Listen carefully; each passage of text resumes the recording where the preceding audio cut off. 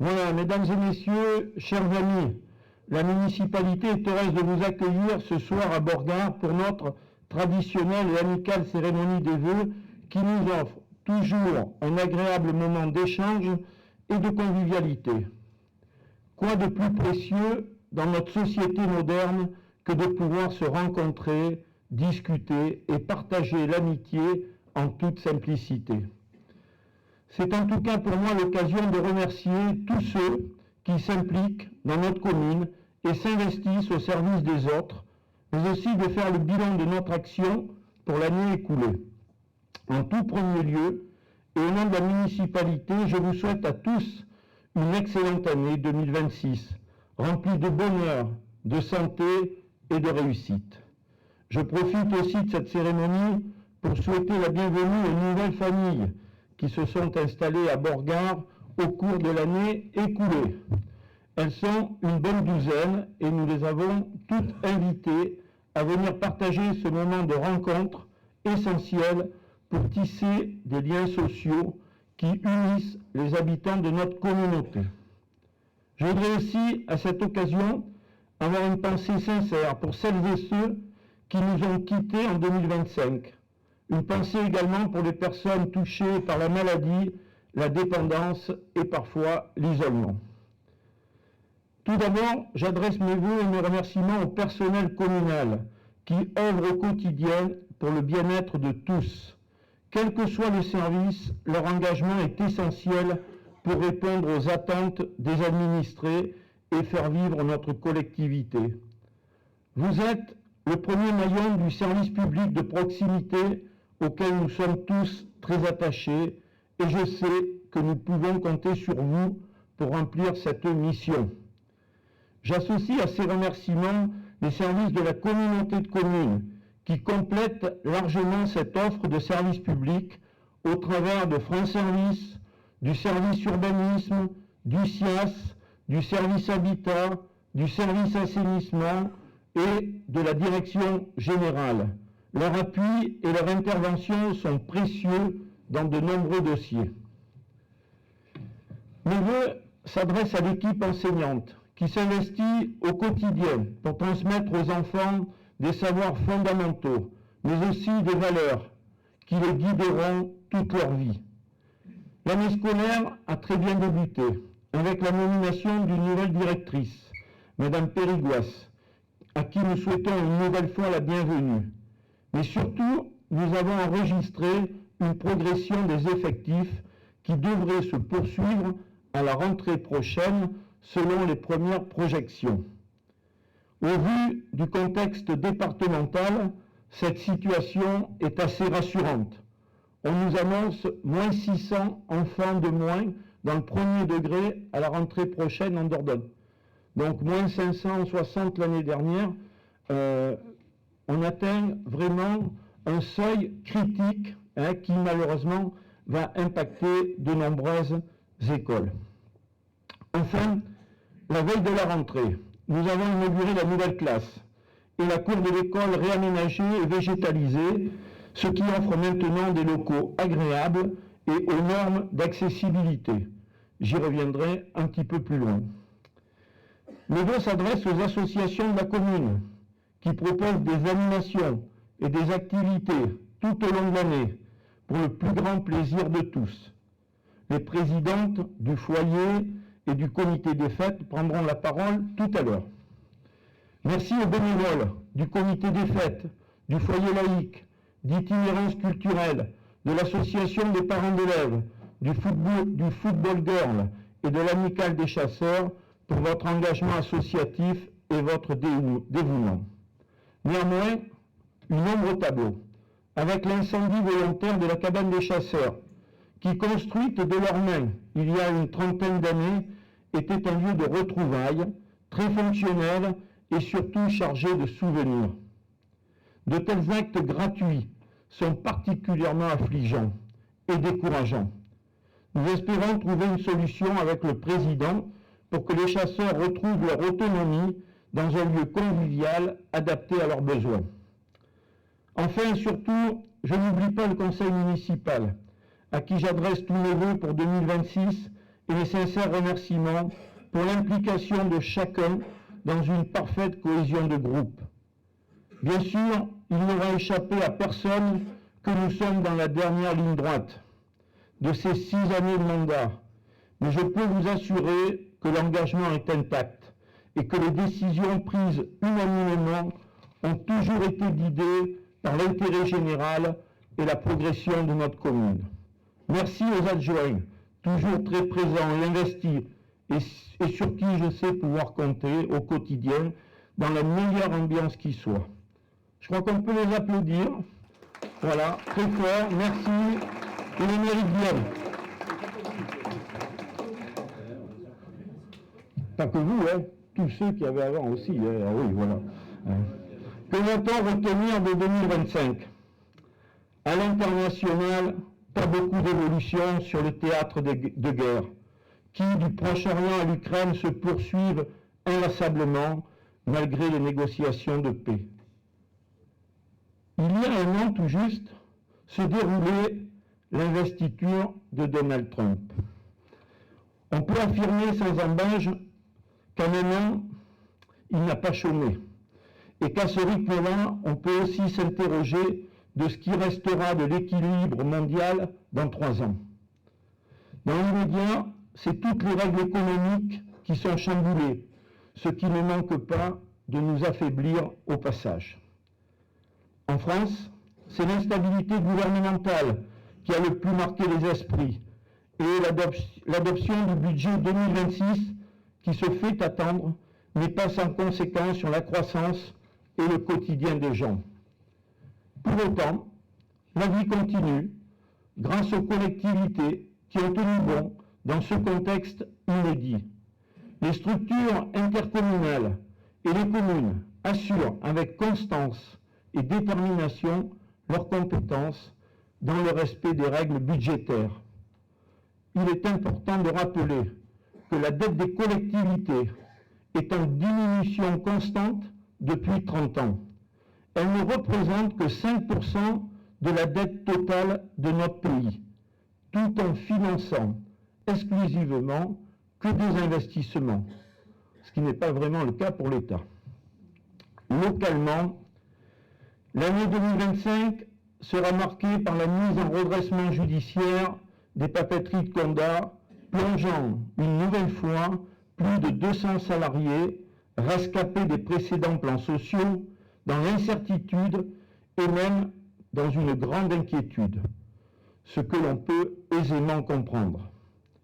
Selon les dernières informations, 3 repreneurs pourraient être intéressés pour acheter l'usine et relancer son activité. Francine Bourrin, qui suit ce dossier de très près, pourra vous donner certainement de plus amples détails sur les transactions en cours et l'avenir de ce site industriel à qui nous devons sans nul doute notre prospérité et même notre développement. Pour ce qui est de notre commune, la réglementation régissant les élections municipales m'oblige à me limiter au bilan de l'année écoulée. C'est d'ailleurs ce que nous faisons en règle générale. Cette année 2025 a été particulièrement intense, avec l'aboutissement de plusieurs projets structurants. L'achèvement de la classe neuve et sa mise en service, l'aménagement de la nouvelle salle du conseil et des mariages dans les anciennes primaires, qui répond maintenant complètement aux normes d'accessibilité PMR, la réfection complète des WC publics du Marchadial, avec leur mise en conformité PMR également, la désimperméabilisation de la cour de l'école, son reprofilage et sa végétalisation. Au final, un ensemble de réalisations cohérents et très fonctionnelles pour un montant global de 313 500 €, subventionnés à hauteur de 56% par l'État, le département et l'Agence de l'eau. Merci à nos partenaires financiers, sans quoi rien ne serait possible. Dans un même temps, nous avons procédé à la modernisation de l'éclairage public, avec l'appui du SDE 24, qui est devenu un partenaire essentiel pour les communes. Pas moins de 28 lanternes vétustes ont été renouvelées et 116 ampoules au sodium ont aussi pu être remplacés par la régie 24, par des ampoules de type LED. Et cette régie 24 assure la maintenance de l'éclairage public dans tous les départements. Ce vaste programme qui vise à atteindre le 100% LED nous a permis de diviser par 3 notre consommation électrique, ce qui n'est pas rien. En matière de réseau, le SDE 24 a procédé à l'effacement d'un réseau basse tension, route du cimetière et chemin des Poucots. C'est pas tout à fait fini. Franck, c'est pas tout à fait fini. Hein, voilà. Mais surtout, les 4,5 km de moyenne tension ont été enfouis par Enedis l'année dernière, ont été mis en service, ce qui sécurise enfin l'alimentation électrique de toute la partie nord de la commune jusqu'au village de la Motte. C'est Villac, pour le moment. Voilà. Le réseau d'eau potable n'a pas été en reste, avec le remplacement total de la canalisation qui alimente Serre-Marsal via Pérignac et la reprise de 5 branchements pour un montant de 162 000 €. 5 branchements, 162 000 €. Merci au syndicat d'eau du Périgord-Est pour ces travaux conséquents dont le retour sur investissement sera long. Tu peux la mettre. Au mois de juin dernier, nous avons eu le plaisir de réceptionner 2 toiles qui ornent notre église. La restauration, qui est de très grande qualité, renforce indéniablement la valeur patrimoniale de ce mobilier cultuel. Merci à Jean-Paul qui a monté et suivi ce dossier. Merci aux donateurs qui ont répondu à la souscription et à la Fondation du patrimoine qui nous a remis un chèque de 20 625 € qui couvre l'intégralité des travaux de restauration. C'est donc une opération blanche pour le budget de la commune. Je passe rapidement sur tous les travaux réalisés sur nos bâtiments communaux, même s'ils sont loin d'être neutres. La réfection de toiture et de gouttières sur ce bâtiment, la construction d'un local technique que nous avons réalisé en régie, la réfection de peinture intérieure et extérieure, aussi réalisée en régie, la pose de luminaires LED dans plusieurs bâtiments.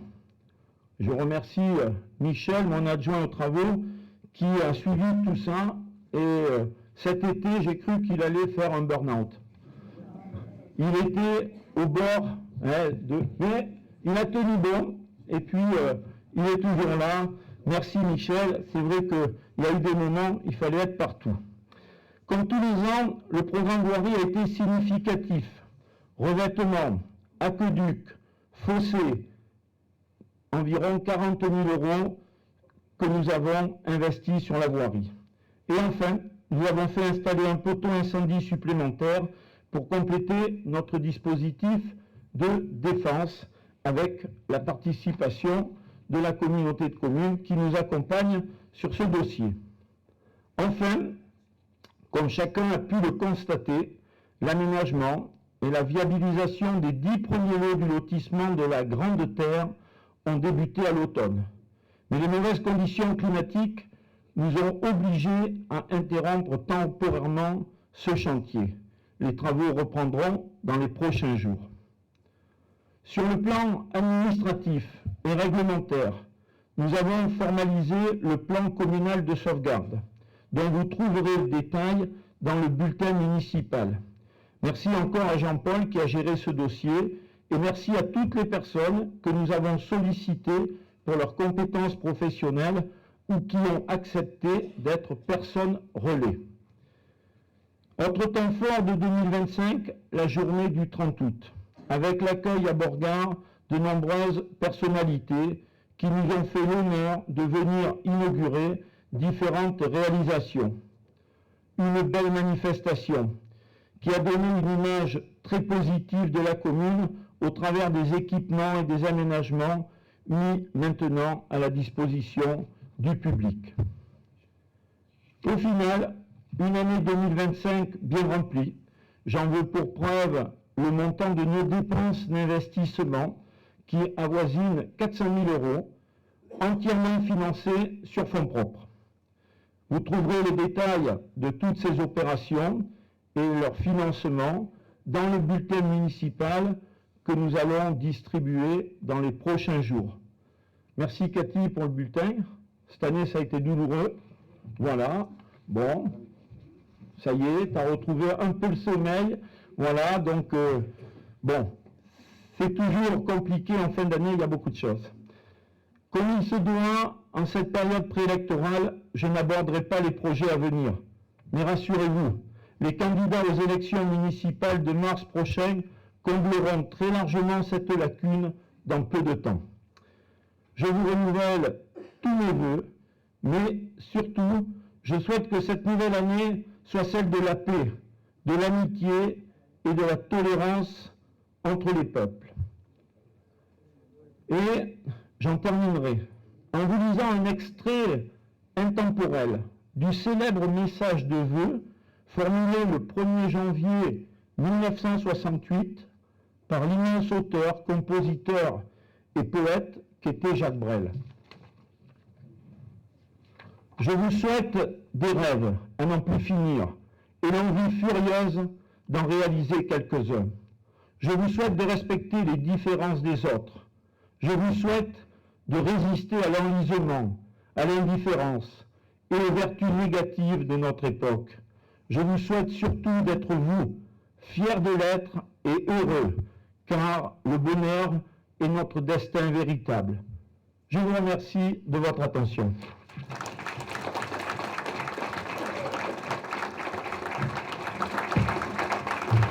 Je voudrais remercier très chaleureusement les anciens pour leur fidélité et leur énergie, ces bénévoles qui se donnent sans compter tout au long de l'année, tant par leur engagement, leur enthousiasme que par leur disponibilité pour que demain soit toujours et encore plus festif. C'est avec grand plaisir que nous avons également accueilli cette année de nouveaux bénévoles que j'aperçois dans la salle, et en plus ils sont jeunes, ce qui n'est pas négligeable parce que l'équipe commence à vieillir. Nadine, tu ne nous contraindras pas de ça. On a beaucoup de mal à trouver des remplaçants, voilà. Je remercie également M. le maire pour la large confiance qu'il nous accorde, son soutien financier et logistique, sans oublier Frédéric et Stéphanie, les secrétaires, qui sont sans arrêt sollicités pour soit faire les flyers, les affiches, enfin, un grand merci à elles. Enfin, merci à vous tous pour votre participation, sans qui rien ne serait possible, et c'est bien là notre plus bel encouragement. Les projets pour 2026 sont nombreux. Retenez bien ces dates. La fête de l'ail le 1er mai, la fête votive et son vide-grenier en juin, le marché de pays le 29 juillet, une pièce de théâtre en plein air au mois d'août, Octobre Rose et Téléthon. Ces deux manifestations sont organisées en partenariat avec le foyer laïque, et vous aurez bien plus de détails dans le bulletin municipal qui devrait sortir dans les prochains jours, j'espère. Que cette nouvelle année soit pour chacun et chacun d'entre vous celle d'une bonne santé, d'une réussite et d'un bonheur partagé. Bonne et heureuse année à vous tous. Cette année encore, les bénévoles au foyer, les adhésions au foyer restent stables. Pour les adultes, l'école primaire bénéficie toujours de l'adhésion à l'UCEP, ce qui permet à tous les enfants de notre école des rencontres sportives intercommunales. Le foyer est une association d'initiative où chacun peut apporter sa pierre à l'édifice en tant que bénévole, en animant une section, en participant aux animations ou en donnant un coup de main lors des manifestations. Le foyer compte 5 sections. La section de la gym, les lundis à 20h30, la Zumba et le Pilate les mardis à partir de 18h30, 19h30 et 20h30, jusqu'à 20h30. Loisirs créatifs qui était anciennement la section tricot, tous les mercredis après-midi, 14h30, et là on a affaire à une nouvelle équipe, et croyez-moi, il y a du dynamisme, avec plein de projets, et ça c'est super pour nous. Les jeux de société, belote, Scrabble, tarot, les jeudis après-midi, à partir de 13h30. Les randos pédestres, quand le temps nous le permet, tous les vendredis après-midi à 13h30. L'aide aux devoirs, encore cette année, les lundis et les jeudis à partir de 16h30 jusqu'à 17h45. Cette année, nous comptons 12 enfants et 8 bénévoles.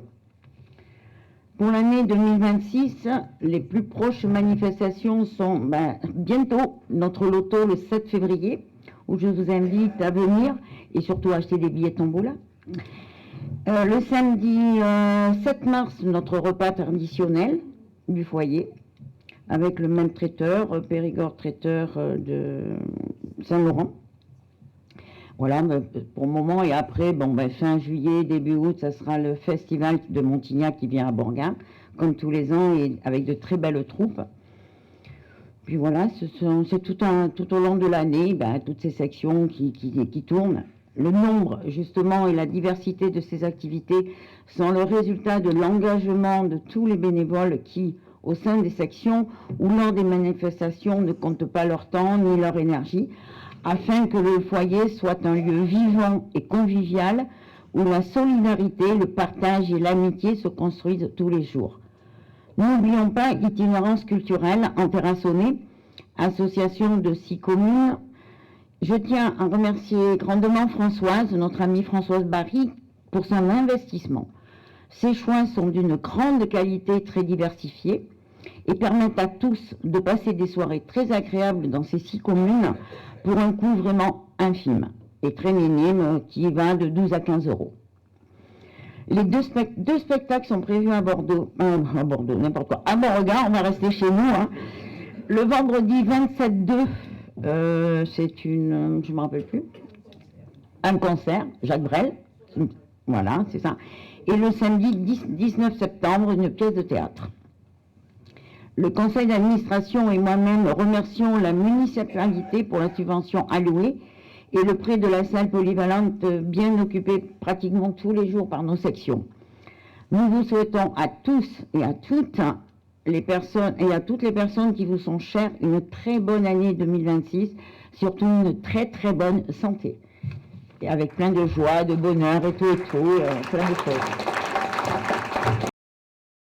C'est l'occasion au niveau des vœux de pouvoir vous donner un certain nombre d'informations. Donc moi je fais en général le département et Dominique Bousquet fait la communauté de communes. Tu m'as tout à l'heure tendu un petit peu la perche et effectivement ça va me donner l'occasion de m'expliquer un petit peu sur le redressement judiciaire donc de la papeterie de Condat et surtout sur ce que j'entends, sur ce que je lis sur les réseaux sociaux. Alors quand on ne sait pas, on se tait. Voilà. Alors, donc effectivement, donc vous le savez, depuis le 22 octobre, donc cette entreprise a été mise en redressement judiciaire. Pour éviter la liquidation judiciaire, nous avons décidé avec, il est en face de moi, Philippe Delors, représentant donc de la CGT, et c'est à leur initiative, de faire une SCIC, une société donc, qui permettait effectivement d'attendre que la procédure soit nommée et pour pouvoir s'assurer qu'il n'y aurait pas effectivement de liquidation judiciaire, il fallait avoir quelque chose à proposer. Donc on a travaillé dessus, on a pris des cabinets de consultants pour nous aider. Et on a donc travaillé dessus. Sur ce, la SCIC, en voulant évoluer, a trouvé effectivement une entreprise qui était intéressée pour la reprendre. Et c'est le groupe Finesta, le groupe tchèque Finesta. Face à ça, le groupe tchèque a préféré effectivement travailler tout seul sur cette reprise. C'est pour ça que la SCIC, nous nous sommes retirés et la SCIC s'est donc retirée. Donc à aujourd'hui, donc il y a 3 repreneurs possibles. Donc le groupe Finesta, donc qui ferait essentiellement du papier, mais avec aussi de la production et d'énergie, il se servirait donc du site, des infrastructures énergétiques du site. Donc j'ai reçu un des directeurs internationaux, donc dans mon bureau, qui m'a expliqué un petit peu ce qu'il voulait faire. Le deuxième repreneur est SPB.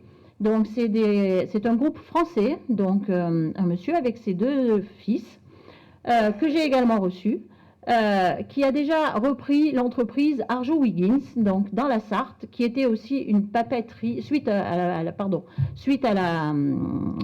mise en liquidation, par contre, de Arjo-Wiggins. Ce monsieur a repris le site pour faire donc aujourd'hui une entreprise qui emploie 200 personnes et qui fait des gants en latex, à laquelle il a adjoint du photovoltaïque et un data center, pour remonter à peu près, je crois, 500, à peu près un effectif de 500 personnes. J'ai les lettres donc du président du département de la Sarthe, ainsi que du maire de la commune sur lequel était implantée cette entreprise et qui recommande effectivement cette société. Et l'investissement surtout de ce PDG. Ce qui est proposé, ce qu'il propose pour Condat, ce ne sont pas des papetiers. Donc, eux proposent 3 activités, donc un data center, une activité donc, de reprise à partir de déchets d'aluminium pour pouvoir fabriquer de l'hydrogène. Et la troisième, c'est, alors j'ai dit quoi, la nanocellulose. Alors, la nanocellulose, c'est à partir des fibres du papier, alors je ne suis pas une grande technicienne, mais c'est à partir des fibres du papier on va travailler des molécules, et ces molécules aujourd'hui on les retrouve donc dans les fonds de teint, mesdames, notamment, et elles sont faites à partir de produits pétroliers, et donc ça permettrait de remplacer ces produits pétroliers et d'utiliser cette cellulose pour mettre effectivement dans les fonds de teint, et donc ça supposerait un engagement avec le groupe L'Oréal, qui aujourd'hui utilise ces produits mais qui sont uniquement fabriqués au Canada. Alors, et le papier, me direz-vous. Donc, et comme il n'est pas papetier, il s'engage à travailler à rechercher un groupe pour reprendre la ligne 8 de papier. Donc, à ce jour, je crois savoir qu'il a trouvé, je ne peux pas divulguer le nom, et normalement, il devrait continuer à y avoir une ligne de papier avec une légère baisse des effectifs, et ensuite les 3 activités que je viens de vous décrire. Et le 3e repreneur, ce sont des Chinois que je n'ai pas rencontrés. Ils sont venus le week-end dernier, dimanche, lundi. Je n'ai pas été informée. J'ai demandé à aller voir lundi matin, c'était trop tard, ils partaient déjà sur Bordeaux. D'après ce que je crois savoir, ce sont essentiellement effectivement des papetiers qui ont déjà une usine en Allemagne, une usine de papier en Allemagne, en Europe, et qui chercheraient à faire une nouvelle implantation en Europe. Voilà. Voilà ce que je peux vous dire aujourd'hui, et c'est la vérité. Voilà. Et, par contre, donc, ce n'est pas nous, bien évidemment, qui décidons, c'est le tribunal. Donc, il y avait une audience donc, auquel M. Delors a assisté. Moi, je ne suis pas allée puisqu'on savait que ça allait être reporté. Donc, qui a reporté la décision, donc, pour que ces 3 repreneurs aient le temps d'affiner et de peaufiner leur dossier, voilà, puisque les Chinois n'ont eu accès qu'il y a quelques jours. Donc, c'est reporté donc, vraisemblablement fin janvier, donc au 30 janvier, normalement, les 3 repreneurs seront passés devant le tribunal, auront vraisemblablement déposé auprès de la Caisse des dépôts l'argent nécessaire. Et ensuite, effectivement, il y aura la décision du tribunal devrait être rendue le 21 février, à moins que ces dossiers ne soient pas suffisamment aboutis, et il pourrait peut-être encore y avoir un report. Voilà. Pendant ce temps, normalement, les salaires des papeteries de Condat continueront à être versés du fait que le Condat a vendu 2 filiales, voilà, au groupe Lecta, qui a permis d'avoir une certaine somme pour pouvoir assurer la continuité jusqu'à ce que la décision soit prise par le tribunal. Voilà ce que je voulais vous dire sur les papeteries de Condat. Alors, je vais donc reprendre maintenant sur le département. Donc, comme tu l'as dit, Lionel, c'est pas facile aujourd'hui. Toutes les collectivités, bon, je ne veux pas vous parler des problèmes nationaux. Donc, au niveau de l'État, c'est pas le brillant. Bon, la région a aussi des difficultés, et les départements en ont aussi. Et nous, dans nos collectivités, c'est pas simple. Les dépenses augmentent souvent plus vite que les recettes, et ça devient de plus en plus compliqué. Alors, au niveau du département, il y a en France, il y a 15 départements qui sont en difficulté financière. dont 12 qui ont ce qu'on appelle une épargne nette négative. Alors une épargne nette négative, c'est quand on fait recettes moins dépenses, moins les emprunts. Voilà. Alors ça, quand effectivement, vous pouvez vous imaginer que quand c'est négatif, ça ne va pas durer très longtemps, ça veut dire qu'on vit au-dessus de ses moyens et qu'on dépense plus que ne rentre d'argent. Donc il faut réagir. C'est ce que effectivement le département va s'engager à faire. Donc 12 départements ont, je vous l'ai dit, une épargne nette négative. Un qui nous touche, qui est tout à fait à côté, qui est la Gironde, et le 4e département le plus endetté de France, avec un taux d'endettement de moins 7%. En général, les départements ont un taux d'épargne nette de plus 3,2%, c'est la moyenne, et nous, en Dordogne, on est à moins 0,3%. Pourquoi ? Tout simplement d'abord parce que le département ne collecte plus l'impôt, vous le savez, donc aujourd'hui il n'y aura pas d'augmentation de la part du département et il n'y a plus d'impôt. Donc ne lève plus l'impôt, donc c'est une recette c'est moins 30 millions d'euros pour le département.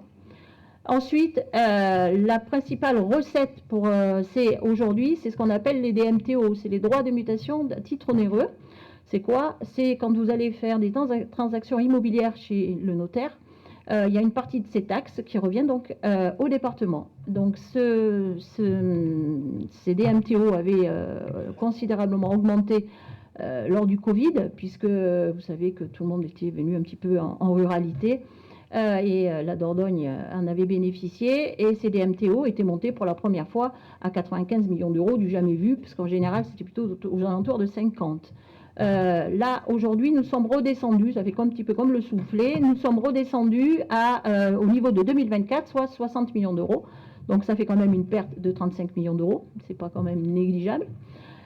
Et ensuite, il y a l'État qui joue pas tout à fait son rôle, puisque une des compétences premières des départements, ce sont les aides sociales. Et je vais vous en parler. Et normalement, les aides sociales, l'État s'engage à les compenser auprès des départements. Et là, il y a uniquement des compensations partielles avec une perte de 67 millions d'euros. Voilà. Alors, je vous ai dit, ce qui grève en priorité le plus important du budget de fonctionnement, c'est effectivement les aides sociales. C'est 324 millions d'euros pour le département, ce qui représente 60% du fonctionnement, et sur un budget global de 699 millions. Donc vous voyez un petit peu l'importance. Alors les aides sociales, ça comprend quoi ? Très rapidement, les plus gros postes. L'APA, l'aide personnalisée à l'autonomie, donc pour les personnes âgées. Donc on est un département qui a une population relativement âgée. On est le 3e département de France, donc dont la population des personnes âgées est représentative, est très représentative. Et du coup, donc ça veut dire que l'APA, quand on arrive, c'est bien. Et on est content d'avoir des personnes âgées dans les associations. Voilà, et on les remercie, nous les maires, parce qu'on sait très bien que si on ne vous avait pas, souvent, beaucoup d'associations ne pourraient pas perdurer. Mais bien sûr, la maladie, des fois, rattrape, et on est obligé de passer par l'APA. Donc l'APA représente aujourd'hui, au niveau dans ces 324 millions d'euros, 82 millions d'euros. Ensuite, vous avez le RSA. Donc le RSA, aujourd'hui, nous avons 9600 allocataires. Et dans ces allocataires, il y a de plus en plus d'agriculteurs. Donc je vais en profiter, vous savez, pour soutenir et rappeler notre soutien au monde agricole et aux agriculteurs qui aujourd'hui traversent effectivement des moments très difficiles avec un Mercosur qui vient d'être signé, etc., etc. Je ne sais pas où on va, mais en tout cas, on marche un petit peu sur la tête. Et aujourd'hui, de plus en plus, malheureusement, d'agriculteurs sont obligés de passer par le RSA. Le RSA, la PCH, la prestation de compensation du handicap, qui a eu une forte augmentation, plus 11%. Donc, je pense qu'on ne sait pas trop l'expliquer. Et le dernier, qui est l'ASE, l'aide sociale à l'enfance, je vous en parle tous les ans. C'est quelque chose qui me choque profondément. Il y a aujourd'hui 1700 mineurs qui sont mis par la justice à la charge du département. Ce nombre a été multiplié par 2 en 10 ans. Je crois que notre société est malade. Voilà, j'en dirai pas plus, mais ça montre vraiment effectivement qu'il y a quand même quelques soucis. Pour les chiffres donc, que je voulais vous donner au niveau donc, de l'aide sociale qui représente une grande partie des dépenses. Ensuite, il y a aussi les routes. Vous savez qu'il y a notre département compte 5000 km de routes. Quand, messieurs les maires, vous le savez, quand on a quelques kilomètres, ça coûte, c'est effarant ce que ça peut coûter. Donc, vous voyez, c'est une grosse dépense donc, du conseil départemental. Et puis après, il y a tout ce qui va autour. Donc, il y a le SDIS, notamment, qui représente 21 millions d'euros et tout le fonctionnement d'un département. Et aujourd'hui, ce n'est pas simple. Donc, ce que je voulais vous dire, c'est qu'effectivement, face à ça, Germinal Perrault a dit « Nous ne dépenserons pas l'argent que nous n'avons pas ». Donc, ça veut dire que jusqu'à maintenant, on allait bien au-delà des compétences obligatoires du département. Les compétences obligatoires du département, je vous les donne chaque année, je vous les répète, c'est les aides sociales, les collèges et les routes.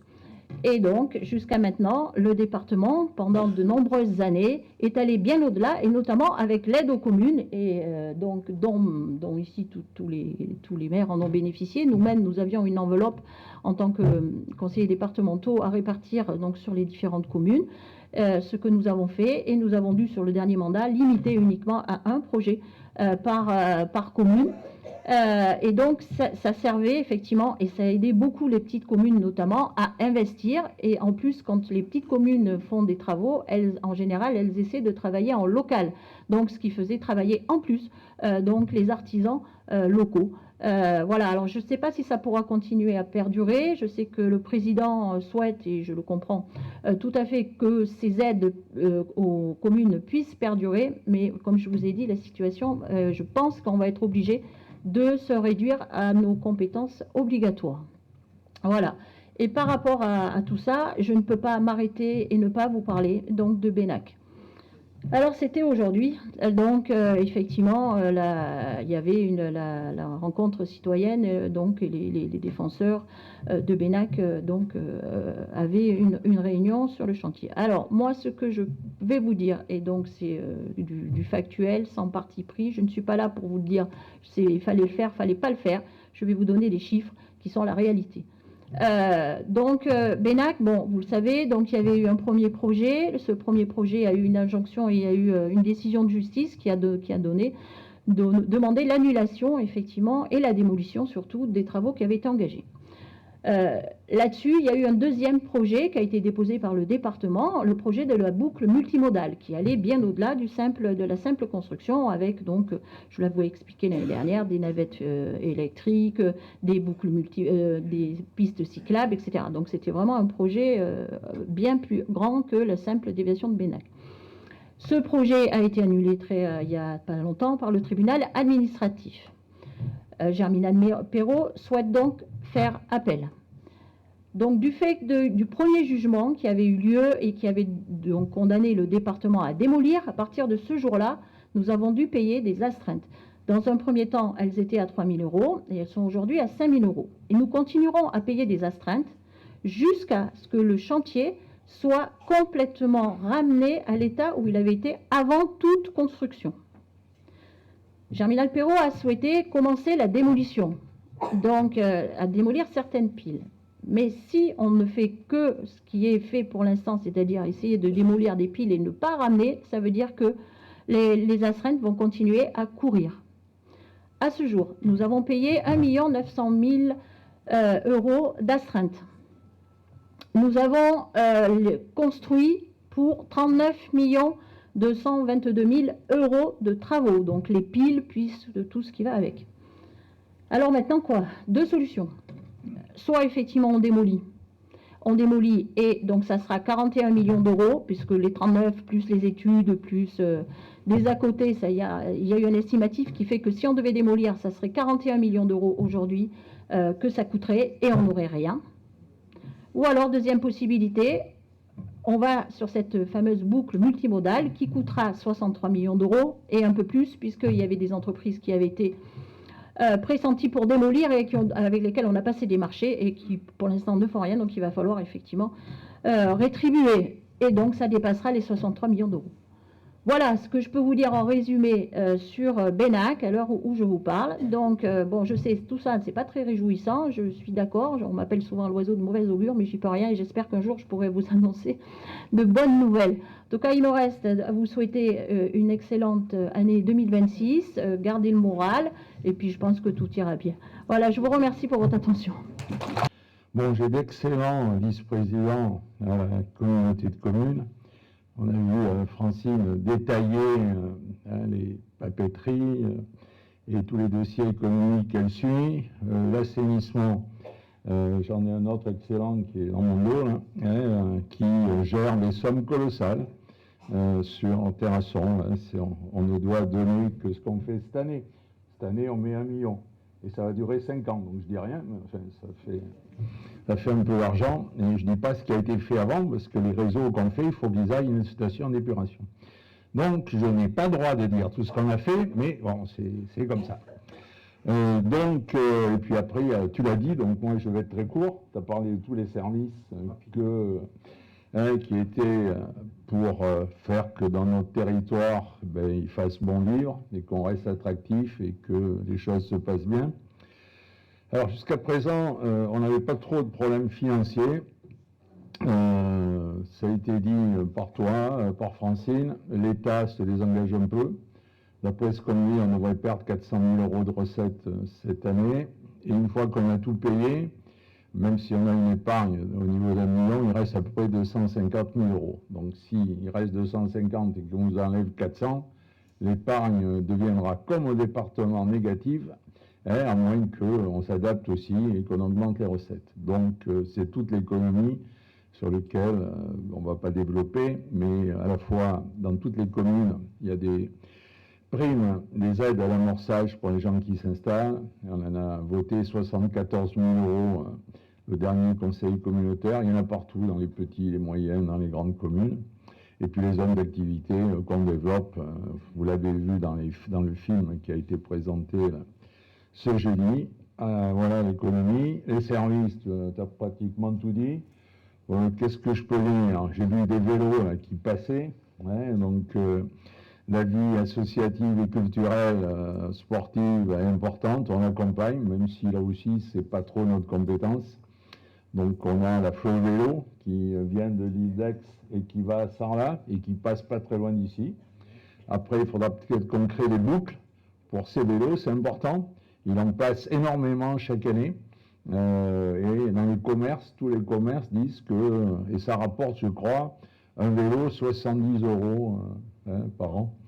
Voilà, donc tout ça est important. À côté, il y a la Vézère à vélo, monsieur le maire de Condat qui passe chez vous et qui devra venir de la vallée pour aller jusqu'à Brive.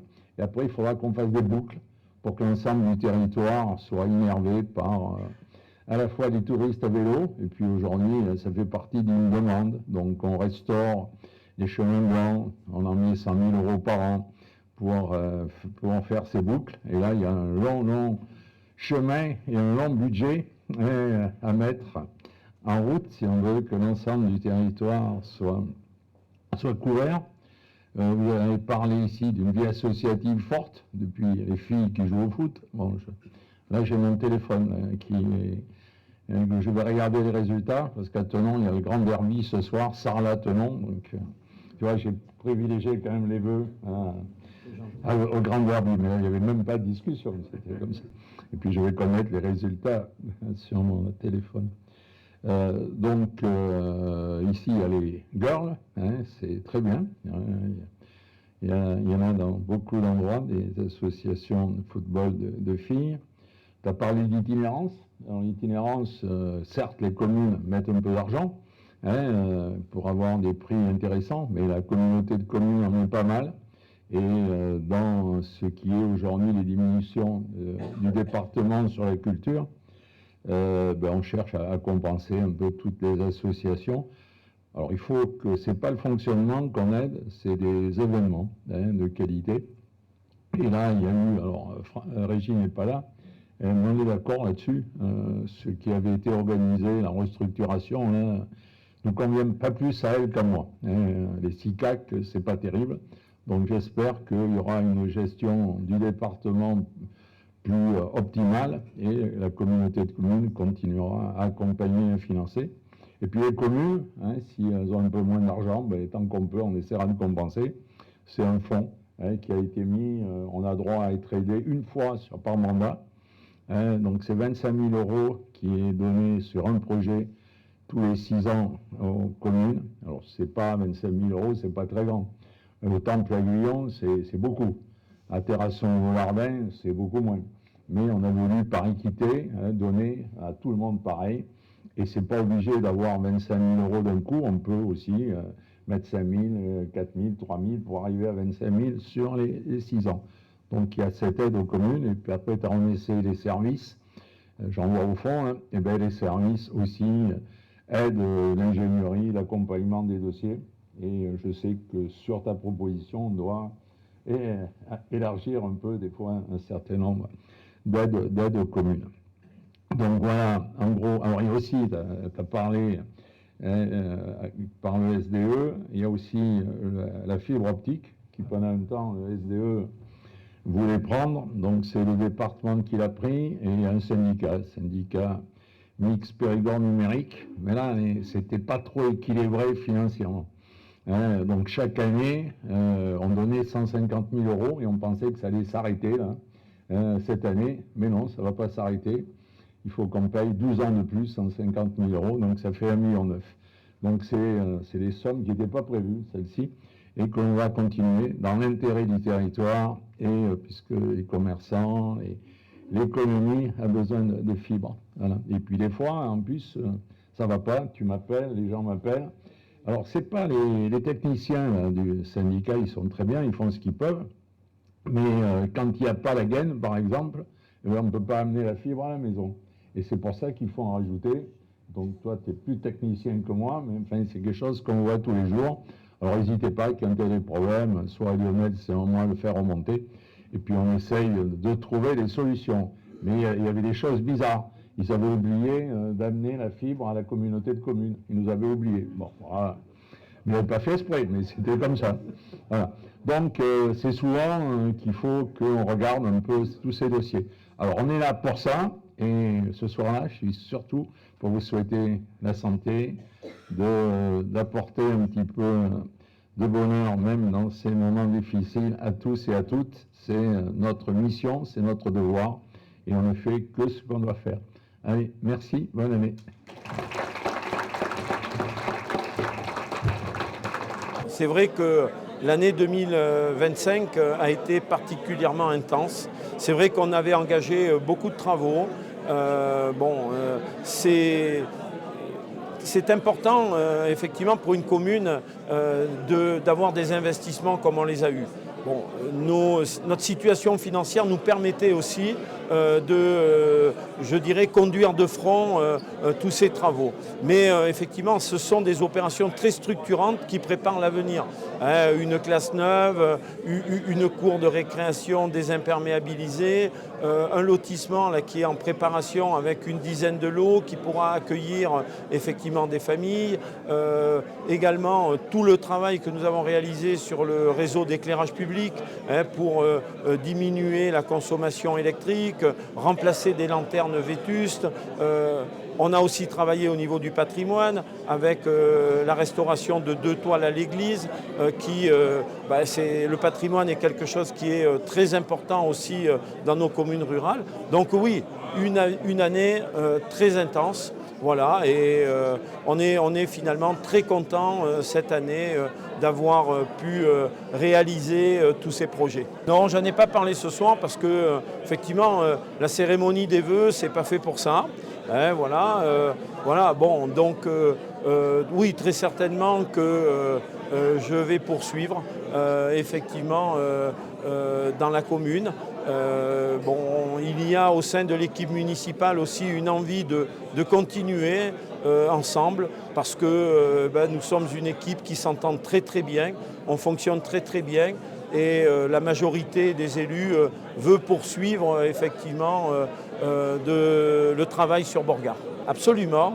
Voilà, bon, ça aussi, je pense que c'est important pour un maire de pouvoir s'investir, je dirais, un peu au-delà de sa commune. Bon, au niveau de la communauté de communes, le président Bousquet m'a confié, je dirais, les réseaux d'assainissement. C'est quelque chose qui m'intéresse beaucoup.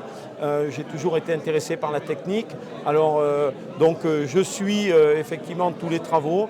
La communauté de communes a effectivement lancé de grandes opérations. Donc c'est très, très formateur, très intéressant. Voilà. Et puis eh bien, le SDE, voilà, ça fait maintenant une quinzaine d'années que je suis vice-président du SDE. Et je m'occupe de l'éclairage public au niveau de la structure. Et là, effectivement, c'est au niveau départemental. Et bon, j'ai la chance, effectivement, au SDE d'avoir une équipe technique qui est très dynamique et ça nous permet effectivement de proposer quand même de belles choses aux communes. Donc tout ça étant effectivement très intéressant pour moi. On vous souhaite une bonne année, monsieur le maire. Eh bien merci beaucoup.